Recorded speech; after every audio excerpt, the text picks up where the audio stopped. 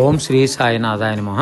షిరిడిలో జరుగు శ్రీరామనవమి పండుగను అనుసరించి శ్రీ సాయి సదన్ మందిరంలో ఏప్రిల్ 6వ తేదీ ఆదివారం సాయంత్రము 6:30 శ్రీ సాయినాథ్ మహారాజ్ గారి గంధ మహోత్సవము, పుష్పరథోత్సవము మరియు దీపోత్సవము మేళతాళములతో, శ్రీ సాయినామ సంకీర్తనలతో, భక్తుల కోలాట నృత్యములతో, ఫకీరుల నృత్యములతో శోభాయమానముగా ప్రారంభమగును.